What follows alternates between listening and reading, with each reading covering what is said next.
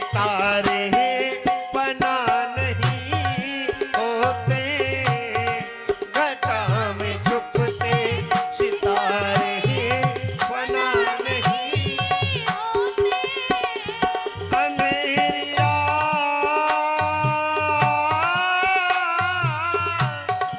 अंधेरी रात में दिल के दिए जला के जियो, सर झुका के जियो और नम झुका के जियो, सर झुका के जियो और नम झुका के जियो। गमों का दौर भी आए, गमों का दौर भी आए, मुस्कुरा के जियो और न सर झुका के जियो और नम झुका के जियो। आगे कदम बढ़ा के जियो।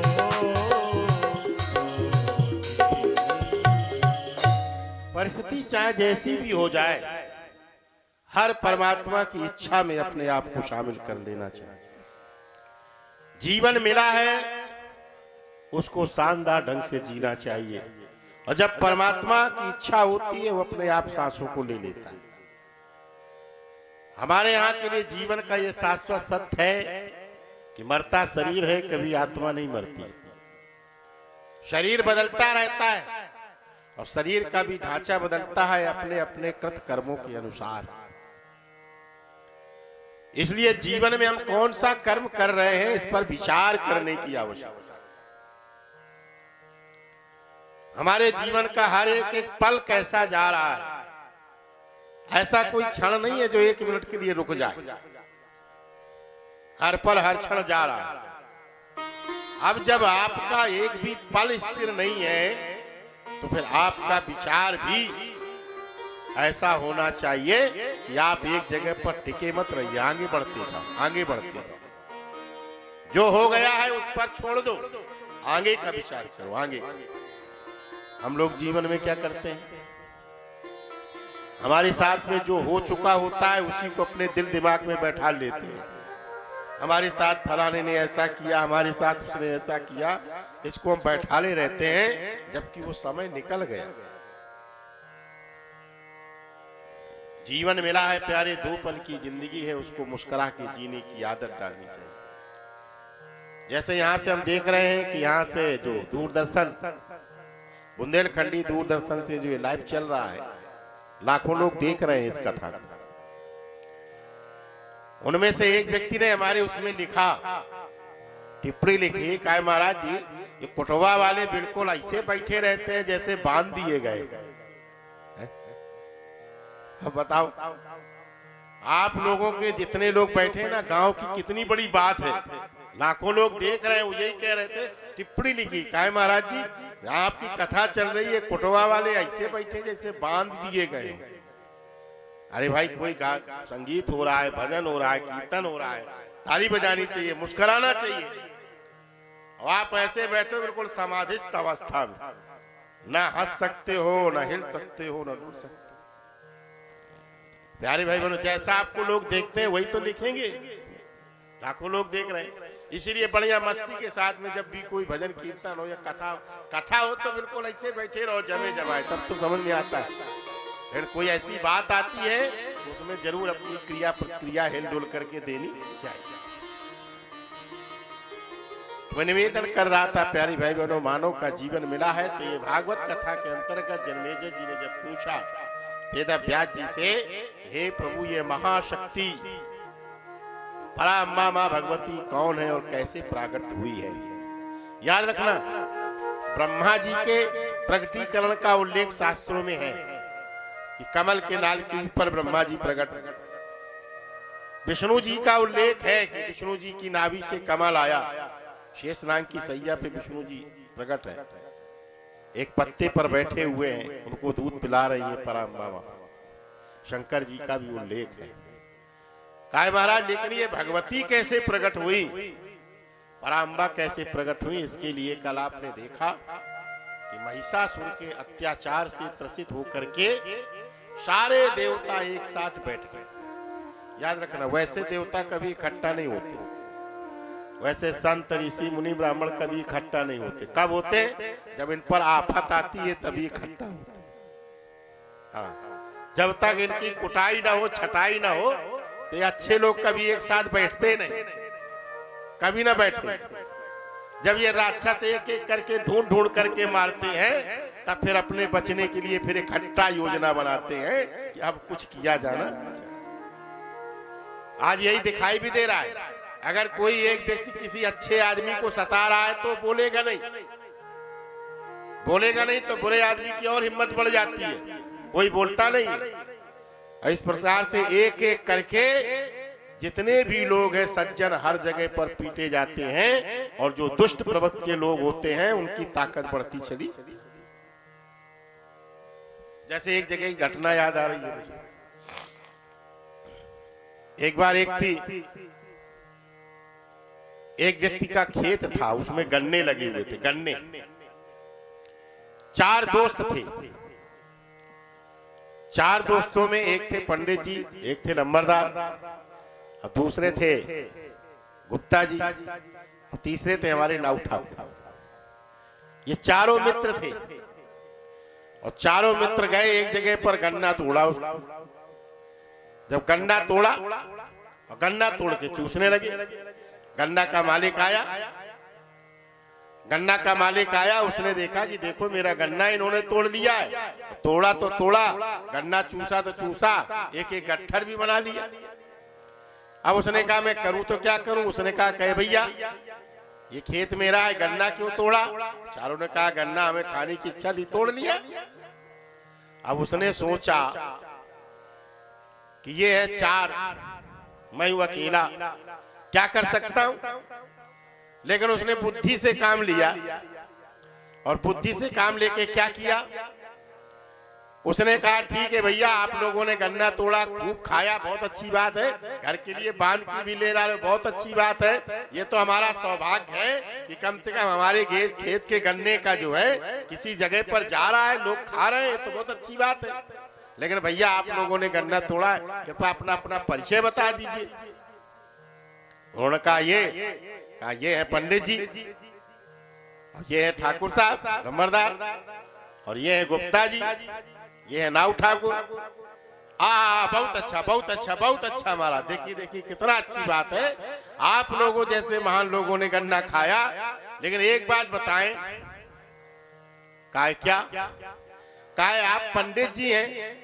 तो यह बात तो महाराज समझ में आ गई कि पंडितों के लिए दान भी करना चाहिए, सब कुछ करना चाहिए, बहुत अच्छी बात है। आप लोगों को दान देने में बड़े गौरव की बात होती है, आपको प्रणाम है, आप पंडित जी हैं, बहुत अच्छी बात है। लेकिन एक चीज और भी है, दूसरे आप नंबरदार हैं, हमारे गांव के मुखिया हैं, राजा लोग होते हैं, बड़ा पालन करते हैं, समाज की रक्षा करते हैं, आप भी बहुत अच्छी बात है, कोई बात नहीं आपकी। गुप्ता जी के पूछा का गुप्ता जी आप तो धनाढ्य व्यक्ति हैं, धन देते हैं, जरूरत पे सामान भी दे देते हैं, और आवश्यकता पे लोगों को पैसा दे देते हैं। लेकिन एक बात समझ में नहीं आई, कहा ये नाऊ ठाकुर का है कि हमारे गन्ना तोड़ा, इसने हमारे खेत का गन्ना कैसे ले लिया? अब देखो पंडित जी की प्रशंसा हो गई, पंडित जी चुप, नंबरदार की प्रशंसा हो गई, नंबरदार चुप, गुप्ता जी की प्रशंसा हो गई, गुप्ता जी चुप। अब नाऊ की बारी आ गई, कहा इसने कैसे गन्ना हमारे यहाँ का खेत में ले लिया? और उसने उठाई 4 लाठी नाऊ की मारी, 4 लाठी मारी, वो तीनों चुप। तीनों ने कहा कोई बात नहीं है, हुआ है तो इसके मार दिया, कोई बात नहीं नाऊ। अब नाऊ बेचारा लाठी खा गया, एक किनारे पड़ा। अब बारी आई दूसरे की, वो कहता है देखिए पंडित जी, पैर छू लिए, पंडित जी है, कोई बात नहीं, बड़े भाग की बात है, हमारा गन्ना खाया, नंबरदार राजा लोग हैं हमारे, बहुत अच्छी बात है। लेकिन ये बात समझ में नहीं आई कि ये बनिया ने काहे खा लिया? ये तो पैसा देते हैं तो सामान देता है, ये फ्री में कैसे खा गया? और जैसे ही ये कहा तो नंबरदार पंडित जी एक तरफ, उन्हें बनिया की 4 लाठी गुप्ता जी की मारी। अब नाऊ भी पिट गया, गुप्ता जी पिट गए, अब रह गए 2, वो अकेला था। उसने कहा अब क्या करें? तो उसने फिर किया, उसने फिर पंडित जी को प्रणाम किया और पंडित जी को प्रणाम कर कहते हैं महाराज आपको दान देना तो बड़े भाग्य की बात है, लेकिन ये लंबरदार कहे के बारे खा लिए, इनके यहाँ काम करते हैं तो पैसा मिलता है, फ्री में थोड़ा कोई काम हो जाता है इनके यहाँ, इन्होंने कैसे ले लिया। उनके भी 4 लाठी मारी। अब रह गए अकेले पंडित जी। जब तीनों पिट गए, देखो सबको एक एक करके फोड़ फोड़ के पीट रहा है, और अंत में जब पंडित जी मिल गए तो उन्होंने कहा ए पंडित जी, पैदा होने से लेके मरने तक लेते हो और खाते हो, बिना दक्षिणा के भला कोई हमारा काम करते हो क्या? तुमने कैसे गन्ना ले लिया? और पंडित जी की भी 4 लाठी। अब बताओ चारों लोग पिट गए। क्यों पिट गए? क्योंकि एक की प्रशंसा कर दी, 2 की कर दी, 3 की कर दी, एक एक करके फोड़ दिया। उसी को कह दिया फूट डालो और राज। ये समाज को जो फूट डालने की परंपरा, एक एक करके उकसा करके तोड़ने की परंपरा है, प्यारी भाई बहनों, ये दुष्ट लोगों की प्रवृत्ति होती है। जो दुष्ट लोग होते हैं ना, वो एक एक को तोड़ देते हैं।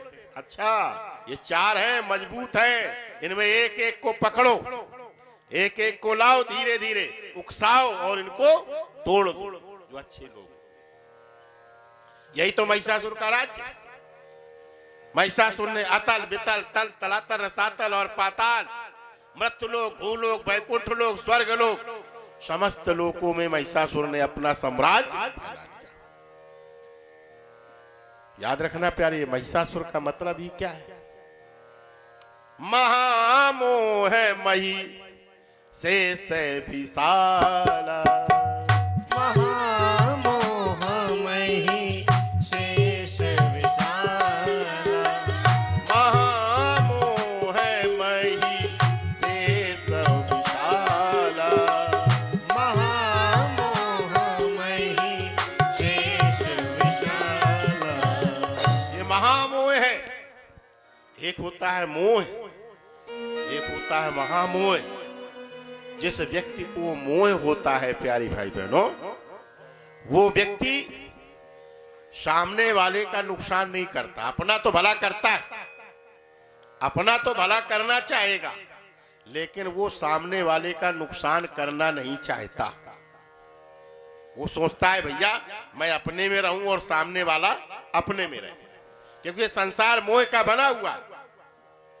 लेकिन जिस व्यक्ति को महामोह होता है, वह व्यक्ति सोचता है कि मेरा भला होना चाहिए, सामने वाले का चाहे जितना भी नुकसान हो जाए। जो सामने वाले का नुकसान करके अपना भला चाहते हैं, समझ जाना कि वो महिषासुर की प्रवृत्ति में जी रहे। महिषासुर इसी को कहते हैं।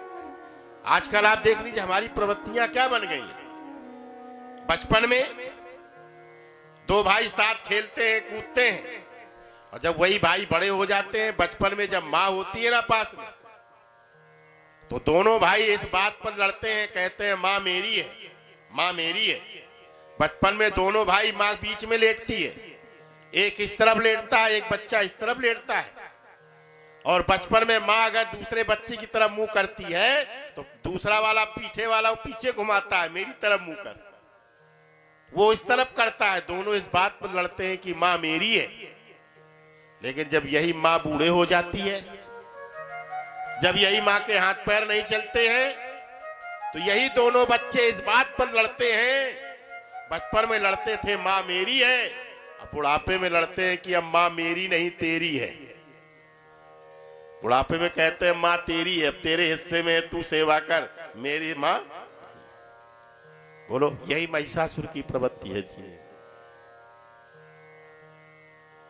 असुर का मतलब क्या होता है? असुर का मतलब होता है जो बिना सुर का हो। एक होता है सुर से, एक होता है बेसुर। जो बिना सुर का हो, बात कहीं और की हो रही है, बात कहीं और लगाए हुए, बिना सुर की बात करना। जो समाज में ऐसे लोग होते हैं उनको असुर ही कहा जाता है।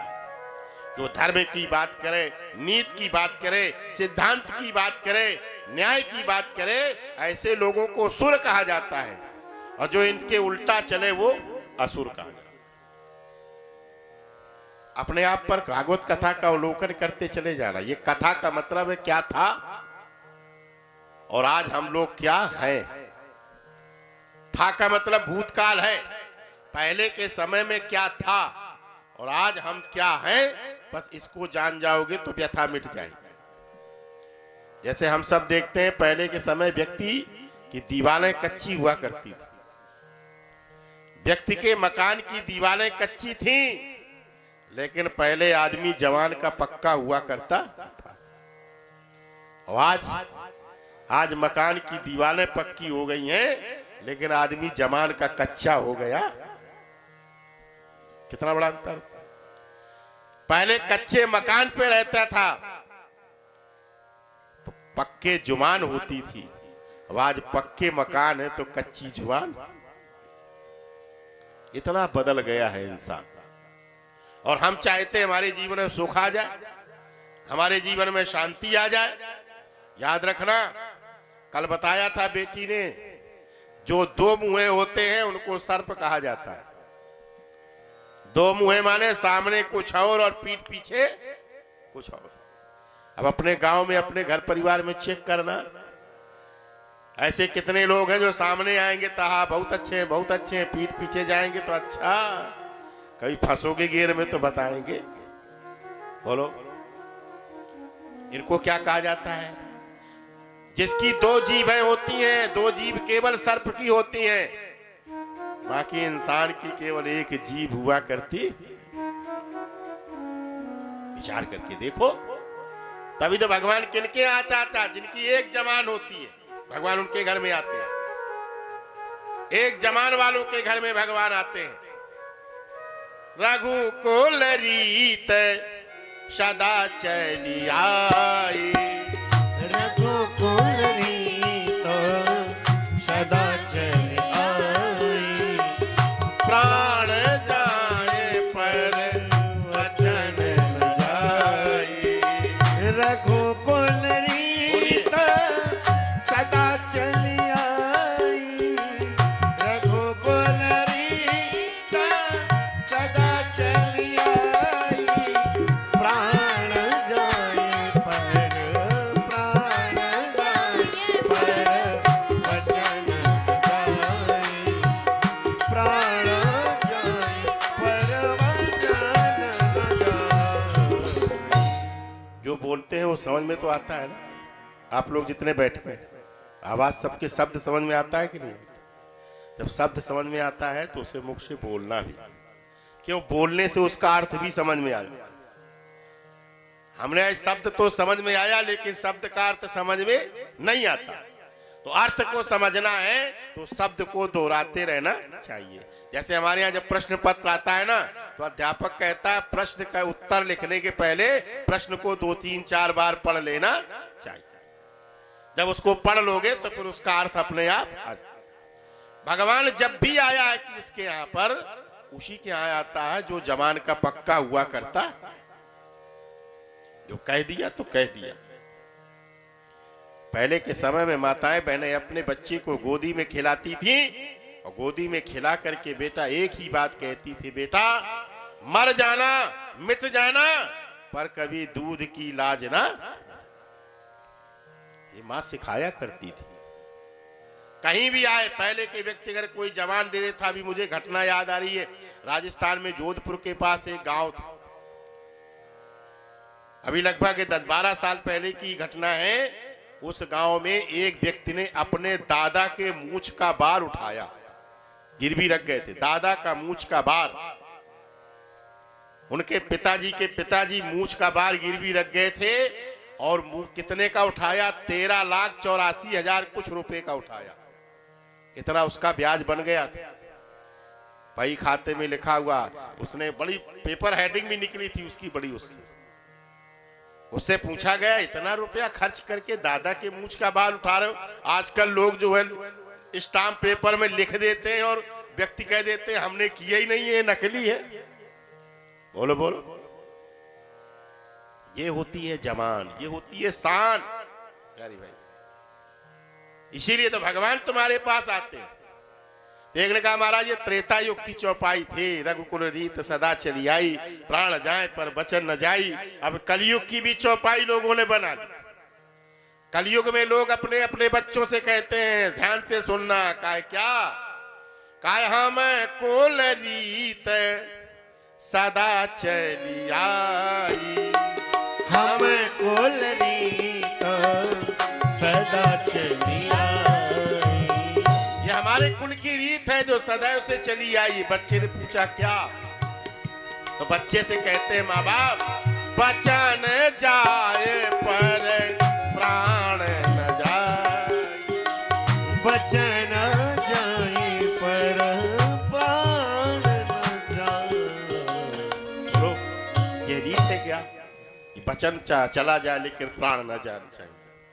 पहले लोग बचन को बचाने के लिए अपने प्राण निछावर कर देते थे, उन्हीं का नाम हुआ करता था। आज आप विचार करें, मन से किया हुआ संकल्प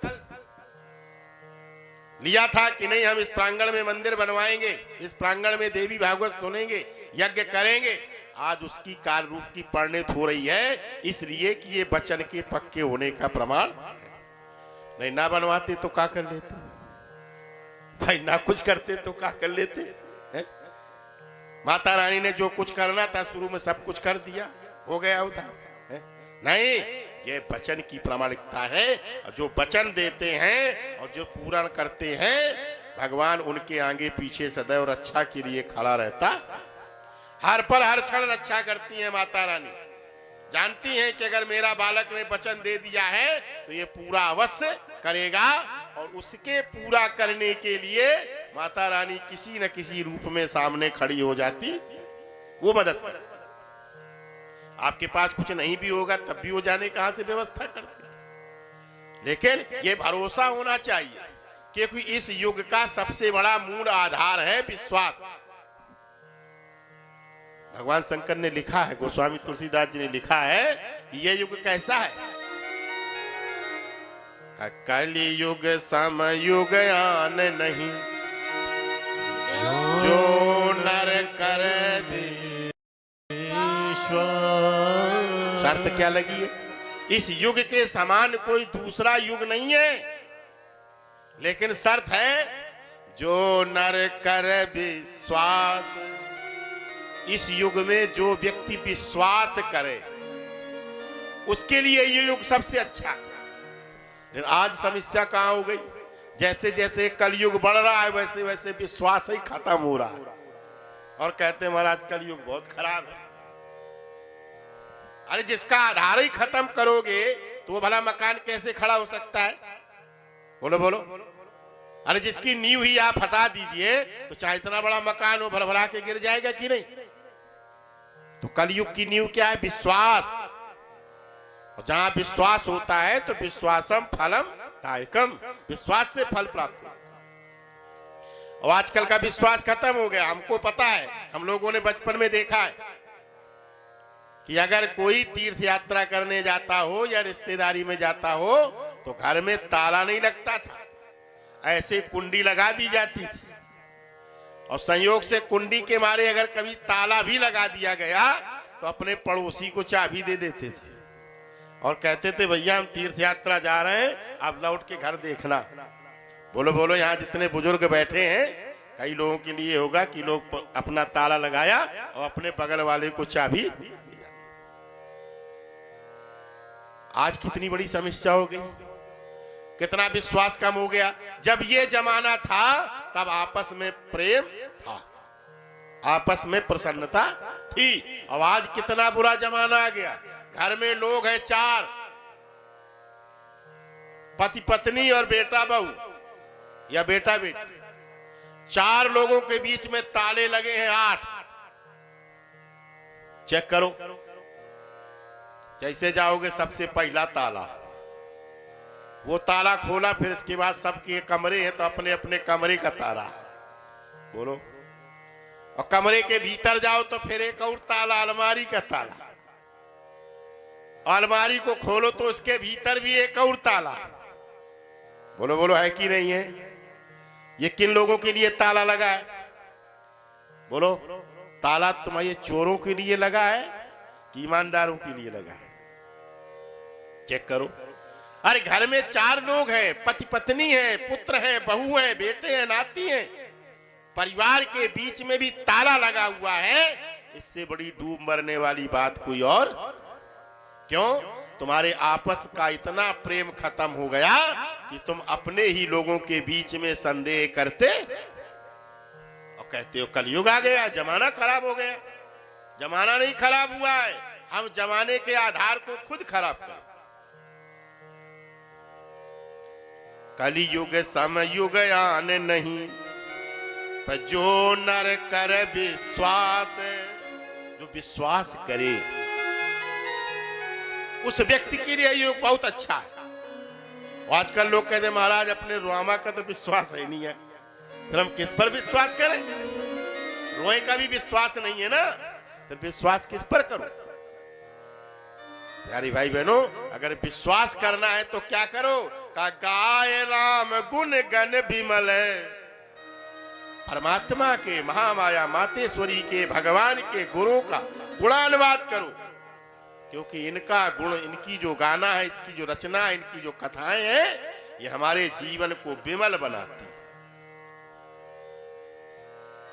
तब संसार सागर से हम पार हो पाएंगे, ऐसे पार होने पाले नहीं है।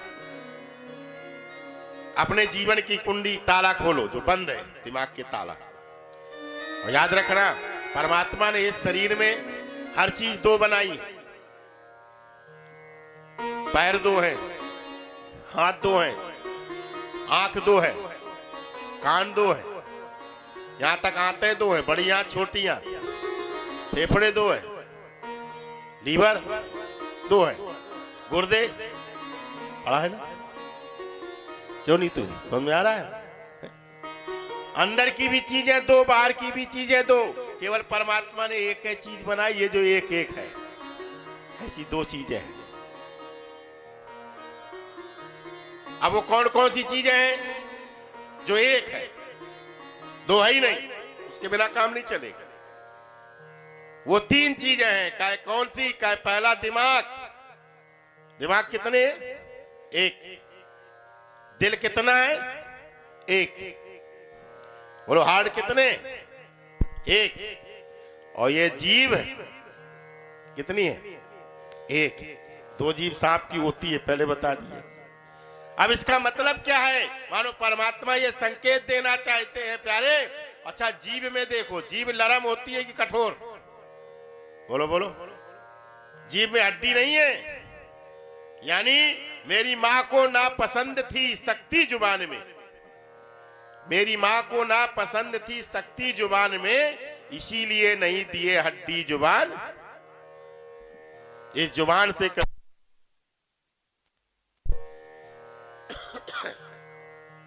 ये जो जुबान है ना, ये जीभ है, ये नरम है। इसका मतलब इससे जो भी बोलो वो नरमी से बोलना चाहिए। अब आजकल हम गर्मी में बोल रहे, गर्मी में कैसे बोलना चाहिए? ऐसी वाणी बोलिए मन का आप, औरन को शीतल करे आप शीतल। हमें इस जवान से, इस जीभ से ऐसी बात बोलनी चाहिए कि जो सामने वाले को भी अच्छी लगे और अपने को भी अच्छी। लेकिन ये जीभ, अच्छा कमाल की बात देखना, ये जीभ जहां से बोलती है उसके मुंह के ओंठों का आकार कैसा है? ओंठ कैसे है? ये ओंठों का आकार धनुष के जैसा है। बोलो है कि नहीं? ये ओंठ धनुष के जैसे है ना। तो एक ने कहा महाराज धनुष है, तो कहा हाँ। कहा धनुष है तो कमान भी होगी? कहा हाँ कमान भी है। कहा फिर तीर भी चलते होंगे? कहा हाँ। कहा अच्छा बताओ, जब जीभ बोलते हो तो जीभ लपलपाती है कि नहीं? बोलते हो ना? ठीक। तो मतलब क्या है? इससे जो धनुष तीर निकलता है वो व्यक्ति के शरीर को भेद देता। जीभ है कमान वचन सरनाना,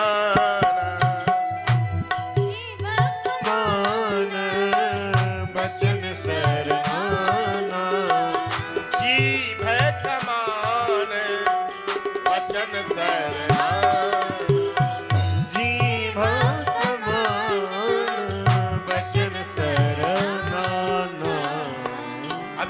तो कमान है, योड़ धनुष है, और इसमें बाण है तुम्हारे वचन। जो बोलते हो ना ये बाण है, लेकिन भगवान के बाण कैसे होते हैं? भगवान के बाण अपना काम करके वापस आ जाते हैं उन्हीं के पास, ये भगवान की विशेषता। लेकिन राक्षसों के बाण क्या करते हैं? आर पार हो जाते हैं, आर पार। चेक करो मतलब क्या है। भगवान जब बोलते हैं तो इतना मीठा बोलते हैं, इतना मीठा बोलते हैं कि परशुराम जी जैसे व्यक्ति भी उसको सुन करके ठंडा जाते हैं।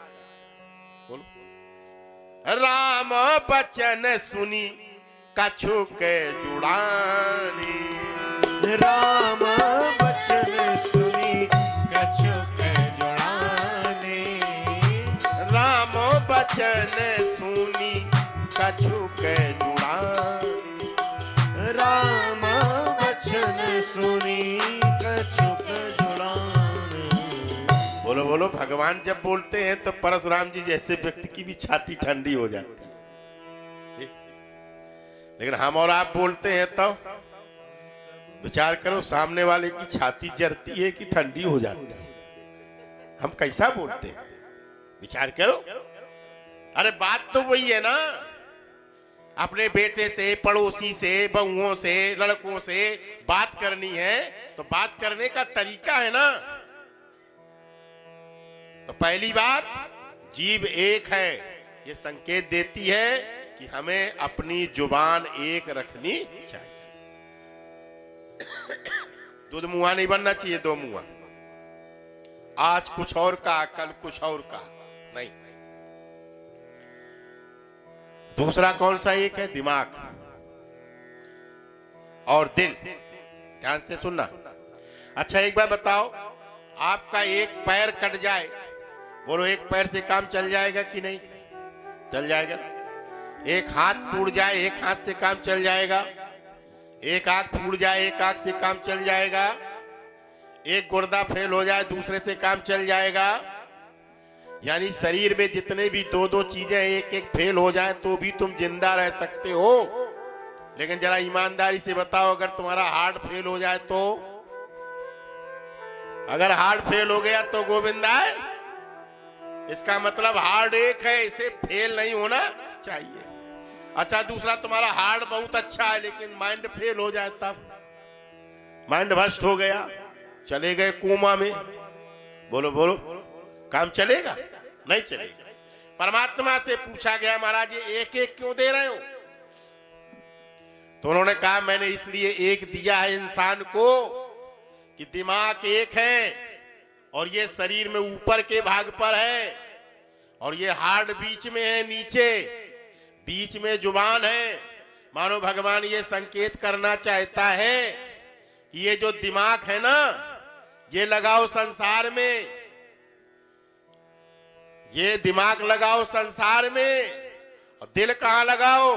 कहा जो संसार का सार है, जिससे ये सारा संसार है, उस सार पर अपना दिल लगाना चाहिए। यानी दिल लगाओ परमात्मा में और दिमाग लगाओ संसार में। लेकिन हमने उल्टा कर दिया। हमने क्या किया? हमने दिमाग लगा दिया भगवान में। और दिमाग क्या करता है? दिमाग खुराफाती है। अरे भाई संसार में दिमाग से काम करना चाहिए। पत्नी के साथ कैसा व्यवहार करना है, पुत्र के साथ कैसा करना है, व्यापार कैसे चलाना है, कारोबार कैसे चलाना है, इसके लिए दिमाग की जरूरत है। यहाँ पे दिल नहीं लगाना चाहिए। दिल से काम लोगे सब फेल हो जाएगा।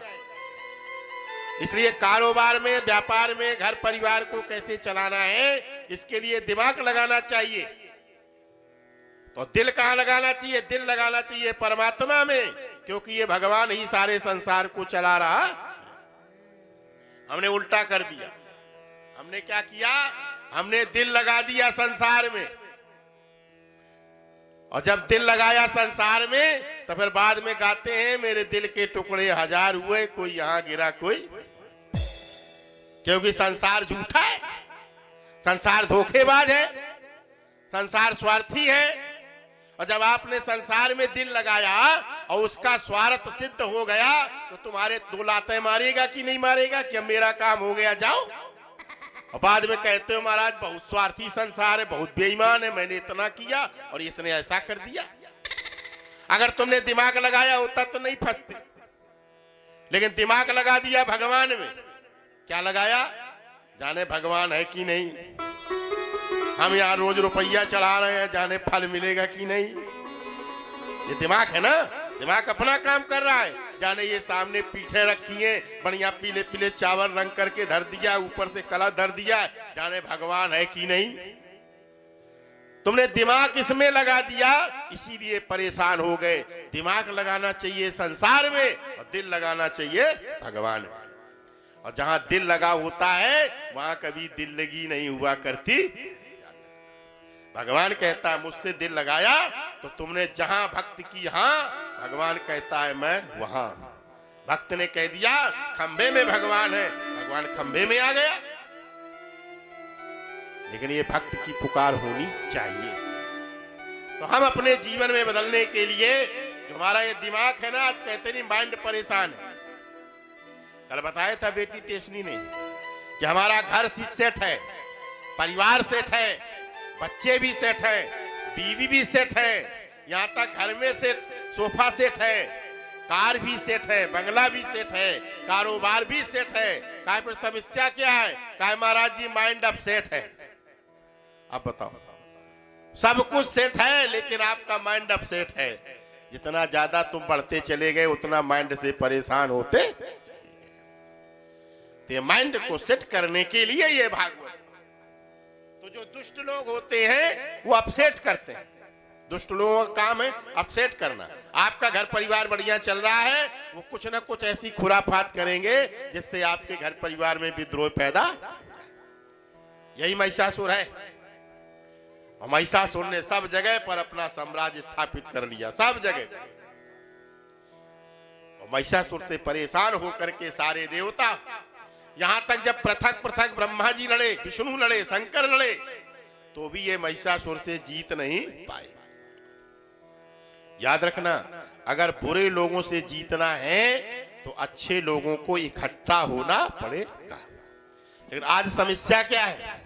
जो अच्छे लोग हैं वो कहते भैया हमको क्या करना है, हमें तो अपने केवल मतलब है, हम अपने लिए केवल लड़का बच्चा पाल रहे हैं, बाकी क्या करना है। याद रखना, अनाचार बढ़ता है तब, सदाचार चुप रहता है जब। जब कोई अच्छे व्यक्ति चुप रहते हैं तभी बुरे व्यक्तियों का हौसला बढ़ता चला जाता। आज यही तो स्थिति हुई, महिषासुर बढ़ गया। अंत में जब अच्छे लोगों पर आफत आ गई, हर घर में मार पड़ी, सारे देवताओं को तितर बितर कर दिया, सबको बंदी बना लिया, सबकी पत्नियां छीन ली, धन छीन लिया, सबको छीन लिया, हाहाकार मच गया। और सब बिना परिवार के अब रो रहे हैं। जब रो रहे हैं तो क्या होगा? कहा ब्रह्मा जी के पास चलो, ब्रह्मा जी ने कहा विष्णु के पास चलो, विष्णु ने कहा शंकर के पास चलो। सारे देवता मिलकर के गए और सभी एक जगह पर एकत्रित हो गए और सभी लोग विचार करने लगे इस महिषासुर से कैसे निपटा जाए। बस एक ही चीज ध्यान में आ गई। तब विष्णु जी ने कहा इस महिषासुर से निपटने का एकमात्र रास्ता है कि जिसने सारे संसार को बनाया है उसी का स्मरण किया। सबने उस पराशक्ति का स्मरण जैसे ही करते हैं, उसी समय ब्रह्मा जी के मुख से एक तेज निकला, विष्णु जी के निकला, शंकर जी के निकला तेज, और सारे देवताओं के शरीर से तेज निकलता चला गया और एक तेज पुंज इकट्ठा हो गया जो 18 भुजाधारिणी मां दुर्गा के रूप में प्रकट हो गया। बोलो दुर्गे मैया की जय हो। अब प्यारे भाई बहनों, ये तेज क्या है? ये शक्ति क्या है? बोलो, शक्ति कहीं और थी क्या? शक्ति सब देवताओं के पास ही थी ना।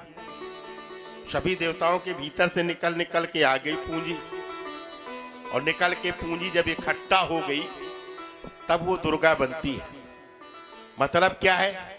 जब ये अच्छे लोगों के विचार, अच्छे लोगों के कार्य, अच्छे लोगों की जो व्यवहार है वो सब एक साथ इकट्ठा हो जाएगा, तभी तेज पुंज इकट्ठा होने वाला, तभी ये काम चलने वाला है। और आज हम गांव में यही नहीं हो रहा, आज शहरों में यही नहीं हो रहा है, और जहां हो रहा है वहां एक मजबूती बन करके समाज खड़ा हुआ। जैसे ही प्रकट हो गई तो अब क्या किया जाए? कहा जिसके पास जो जो शक्तियां हैं, जो जो साधन है, वो सब के सब साधन भगवती को भेंट करो। जिसके पास जो जो साधन थे,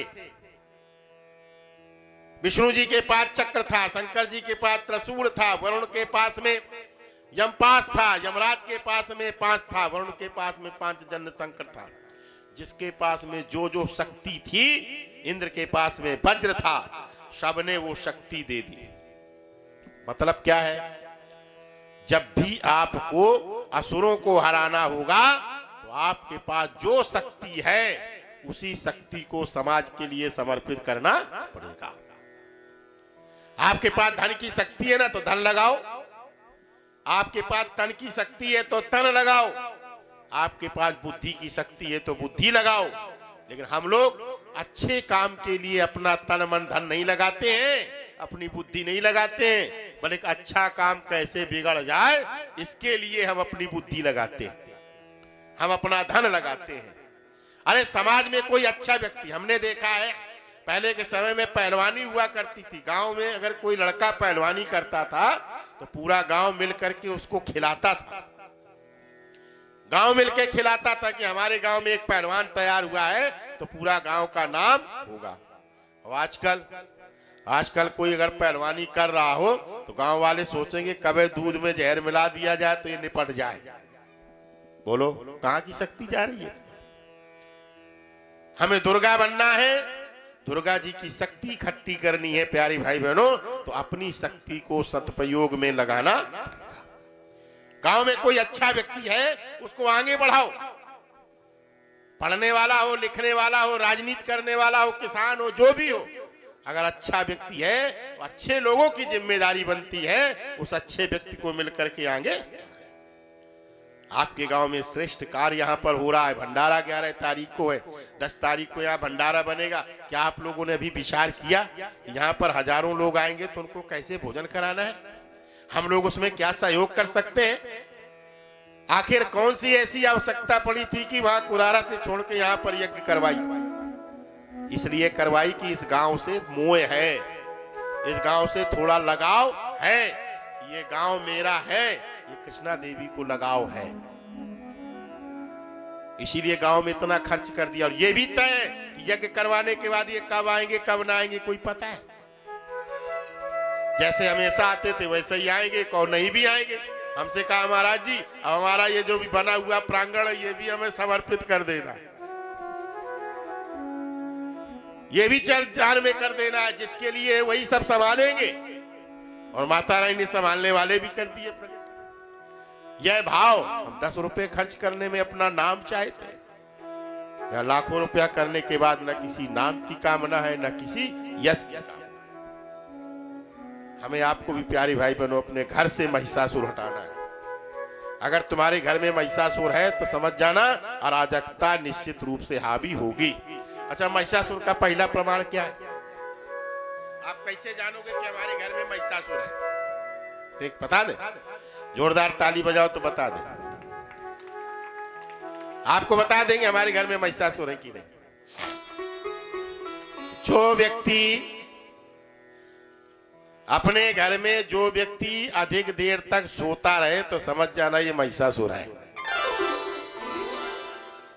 हाँ, अधिक देर तक सोता रहे, वो एक एक काम करे, खाए और स्वावे, खाए और स्वावे, समझ जाना ये महिषासुर यहाँ पर विद्यमान। आप देख लेना, जो पड़वा होता है ना, भैंस जब अपने बच्चे को जन्म देती है ना तो पड़वा एक एक काम करता है, दूध पिएगा और सोता रहेगा, सोता रहेगा। लेकिन गाय का जो बछड़ा होता है ना, जैसे ही पैदा होता है वैसे ही छलांगे मारने लगता है। ये गाय देवी है ना, ये देवी स्वरूप है। तो जिसका बच्चा बचपन में ही होनहार दिखाई देने लगता है, जिसका बच्चा पढ़ने जा रहा है, खेलने जा रहा है, छलांगे लगा रहा हो, तो समझ जाना इसके अंदर देवत्व विद्यमान है। और जौन बस बढ़िया सवेरे 8 बजे तक स्वावे पड़वा की तरीके से समझ जाना ये महिषासुर, उसको समाप्त करना है। और ऐसे महिषासुरों को कथा में लेके आओ तो दुर्गा जी उनका निश्चित रूप से उनकी बुद्धि ठीक कर देगा, समाप्त हो जाएगा। बहुत से लड़के कहते हो कि हमारे पाछे पड़ गए हैं पंडित जी। बोलिए दुर्गे मैया की। जय हो। अब माता रानी ने जिस समय सब श्रृंगार दिया गया, भेंट किया गया, और माता रानी का दिव्य स्वरूप वहां पर हिमालय ने आकर के दिव्य सिंह भेंट किया माता रानी को। माता रानी सिंह पर सवारी करती है। सिंह क्यों? सिंह भोगी नहीं है, योगी है। योग के सिंहासन पर जो व्यक्ति बैठता है वही व्यक्ति महिषासुर का विनाश कर सकता है। हमें योगी बनना है, भोगी नहीं बनना। महिषासुर भोगी है। और माता रानी जैसे ही विराजमान हुई तो उसी समय माता रानी अंबिका ने विशाल अट्टहास किया, और इतना सुंदर अट्टहास किया कि राक्षसों के हृदय दहल गए। उनके हंसने मात्र से राक्षसों का हृदय दहल गया, घबरा गए। और ये घबराहट इतना बड़ा अट्टहास किया कि महिषासुर के पास में पहुंच गई। महिषासुर का सेवक था धूम्रलोचन। उसने देखा, उसने कहा, अट्टहास सुना। महिषासुर ने कहा, ये किसकी आवाज है? आवाज है, किसकी आवाज है? कौन हंस रहा है? बड़ी मधुर आवाज है, कौन है, कहां है, पता लगाओ। और जैसे गया तो दिव्य स्वरूपा मां भगवती को देखा तो सेवक मोहित हो गया। और मोहित हो गया तो उसने कहा, हे प्रभु, महिषासुर के पास आया। उससे कहा, महाराज वो बहुत ही सुंदर है, संसार की मणि है, सारे रत्न आपके पास हैं, लेकिन वो नारियों में सबसे बड़ी महारत्न है। इतनी सुंदर नारी कभी मैंने आज तक देखी नहीं है। महिषासुर के अंदर लोभ वासना पैदा हो गई। उसने कहा, जाओ कह दो कि मुझसे विवाह कर लो तो तुम भी राज करोगी, मैं भी राज करूंगा। अच्छा, एक बात और भी ध्यान रख, ये महिषासुर लोग प्रवृत्ति के जो लोग होते हैं, ये प्रलोभन बहुत देते हैं। हाँ, इतना प्रलोभन देंगे, इतना लालच देंगे कि उसमें आप फंस जाओगे और आपकी योजना ध्वस्त हो जाएगी। महिषासुर ने प्रलोभन दिया, दुर्गा जी को सारे साम्राज्य का प्रलोभन दिया, आप मेरे में आ जाओ, मुझसे मिल जाओ, मेरा वर्ण कर लो, मैं सारे संसार की अधिपति बना दूंगा तुम्हें। और देख लेना, आपके क्षेत्र में, आपके आसपास बहुत से ऐसे लोग होंगे, जब आप इकट्ठा हो जाओगे ना, उन्हीं में से आपको कोई फोड़ेंगे कि तुम मेरे साथ आ जाओ, आगे चल करके तुमको ये कर दूंगा। और जो लोग प्रलोभन में फंस जाते हैं, उनकी सारी योजनाएं ध्वस्त हो जाती। लेकिन माता रानी किसी प्रलोभन में नहीं आई। और माता रानी ने कहा, महिषासुर, तुम अपना या तो स्वर्ग लोक छोड़ के पाताल लोक चले जाओ, अन्यथा तुम्हें मुझसे युद्ध करना पड़ेगा, मैं तुम्हें मार करके भगा दूंगा। महिषासुर ने कई बार प्रयास किया, लेकिन जब नहीं मानी तब अनेकों सैनिकों को भेजा, और भेज करके भीषण संग्राम हुआ। इतना भयंकर संग्राम हुआ, माता रानी ने एक एक करके समस्त राक्षसों का वध किया। जब धूम्रलोचन, त्रिलोचन, विरूपाक्ष, ये सभी लोग बड़े बड़े दैत्य आ गए हजारों सैनिकों को लेकर के, और फिर भी जब माता रानी का कुछ नहीं बिगाड़ पाए, तब फिर महिषासुर स्वयं गया। महिषासुर भैंसे का रूप बनाता है, लेकिन उसके पहले बड़ा सुंदर रूप बना करके मां के सामने जाता है। एक ने सोचा कि मैं अगर भैंस का रूप बना करके जाऊंगा तो मुझसे रुष्ट हो जाएंगी, अच्छा रूप बना करके जाता है वो। और जब मां के सामने गया, फिर भी निवेदन कर रहा है, जब नहीं स्वीकार हुआ तो भयंकर युद्ध हुआ। अंत में महिषासुर ने जैसे ही माता रानी पर आक्रमण किया, माता रानी ने उसके समस्त बाणों को काटा, तीरों को काटा, गदा को काटा, अंत में अपने चरवार से लेकर के उसकी गर्दन काटने लगा। वो रूप बदल लेता है। अच्छा, महिषासुर रूप बदलने में बहुत माहिर होते हैं।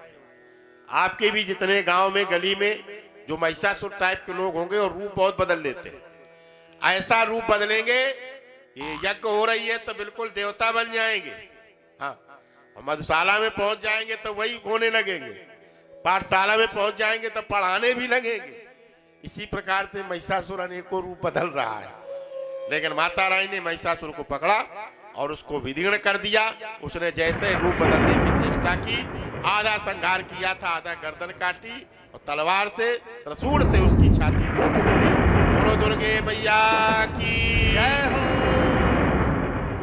अम्बे की जय, जगदम्बे की जय जय। अम्बे की जय, जगदम्बे की जय जय। अम्बे की जय, जगदम्बे की जय जय। विपत्ति विनाशिनी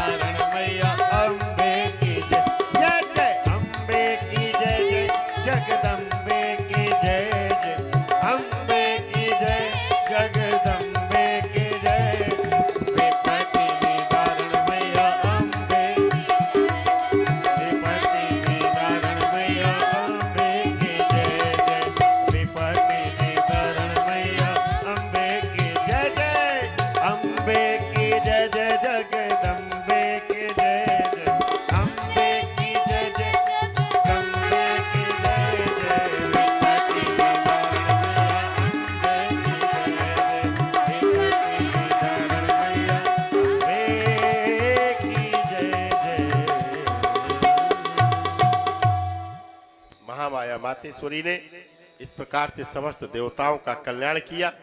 पुनः राज्य स्थापित हो गया। वेद व्यास जी से जन्मेजय जी पूछते हैं, प्रभु ये पराम्बा भगवती फिर चली कहां गई इसके बाद? तो माता रानी का दिव्य लोक है मणि लोक। देवताओं का सारा कार्य छोड़ करके जब संपन्न हो गया तो माता रानी जब जाने लगी तो देवताओं ने स्तुति की, और स्तुति करने के बाद समस्त देवताओं ने कहा, हे मां, जब जब भी हमें आपकी आवश्यकता पड़ी हम पुकारेंगे तो आप प्रकट होकर के हमारी रक्षा करेंगे। और माता रानी ने वरदान दिया और मणि लोक के लिए चली गई। आगे की और जितनी विशेष कथाएं हैं आप बेटी तेजस्विनी तिवारी के द्वारा श्रवण करेंगे। और कथा का जो वास्तविक रूप है, देखिए कथा हमारे आपके जो जीवन से जुड़ी हुई होती है।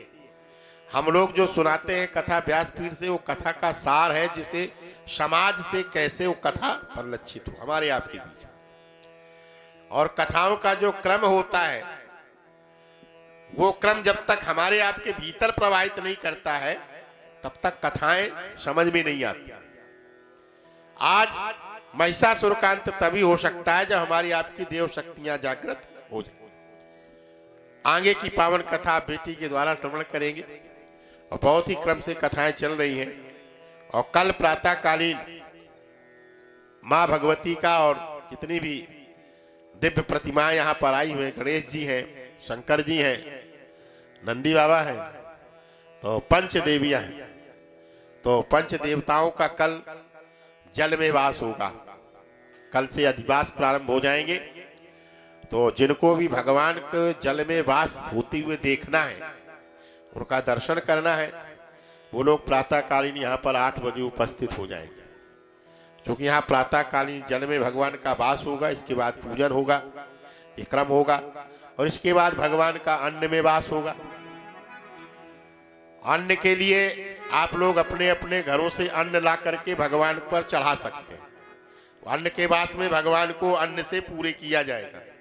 कौन भाग्यशाली है, क्योंकि माता रानी को अन्न से सब कुछ हम लोग दे दें ये संभव नहीं है।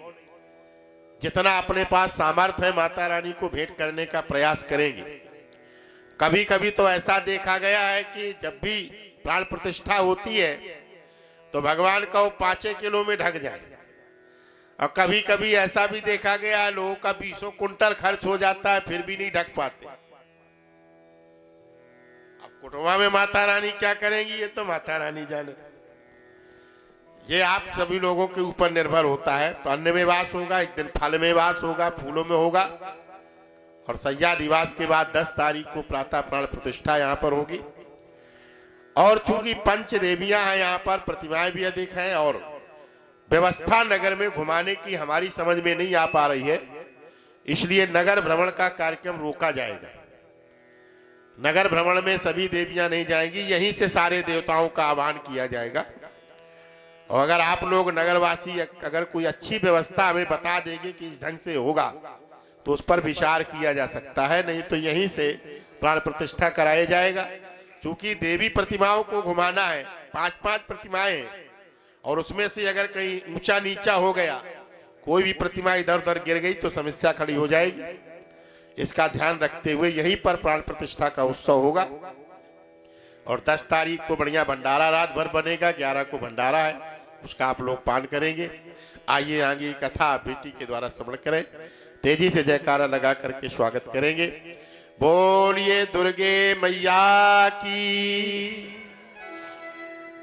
ये चमक ये दमक फुलवन मामा, सब कुछ सरकार तुम्हीं से है। ये चमक ये दमक फुलवन मामा, सब कुछ सरकार तुम्हीं से है। इठलाल के पवन झूमे सैया के चरण, इठलाल के पवन झूमे सैया के चरण। बगियन बहार तुम्हीं से है, बगियन बहार तुम्हीं से। मेरा दिल ले लो, मेरी जान ले लो, मेरा तन ले लो, मेरा मन ले लो। मेरा दिल ले लो, मेरी जान ले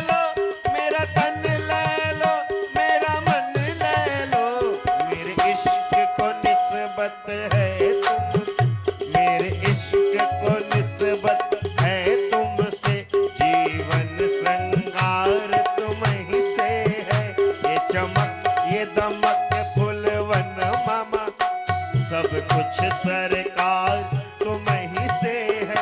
मैं भूल गई सब सुख चैना, मेरे जब से लड़े तुम संग नैना, मैं भूल गई,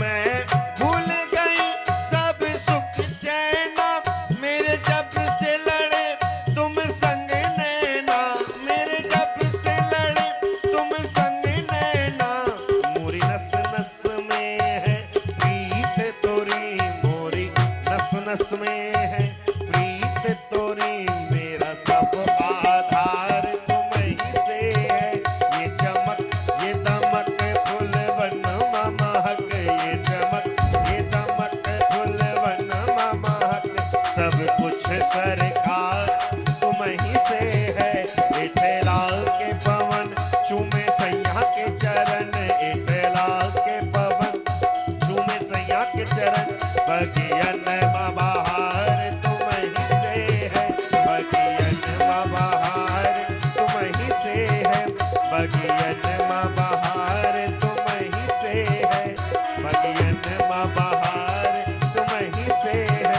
मैं तो भूल गई सब कुछ कहना, तोरी पीत में रोवत है रहना, मैं तो भूल गई सब कुछ कहना, तोरी प्रीत में रोवत है रहना, रग रग में बसी है प्रीत तोरी, रग रग में बसी है प्रीत तोरी, अखियन मकाहार तुम ही से है, ये चमक ये दमक फुलवन महक, ये चमक ये दमक फुलवन महक, बगियन बहार तुम ही से है, बगियन बहार तुम ही से है, मिथिला के पवन चूमे सैया के चरण, मिथिला के पवन चूमे सैया के चरण, बगियन बहार तुम ही से है, सब कुछ सरकार तुम ही से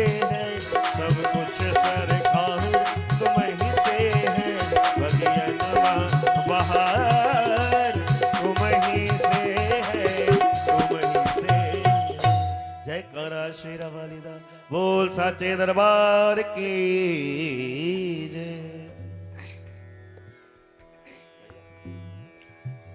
श्री राधे। हरिओम श्री राधे। आवाज बढ़ाओ।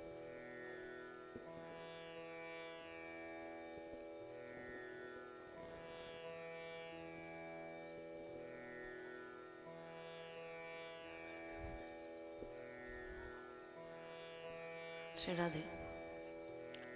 हरिओम श्री राधे। श्री राधे। हरिओम श्री राधे। हरिओम श्री राधे। श्री राधे।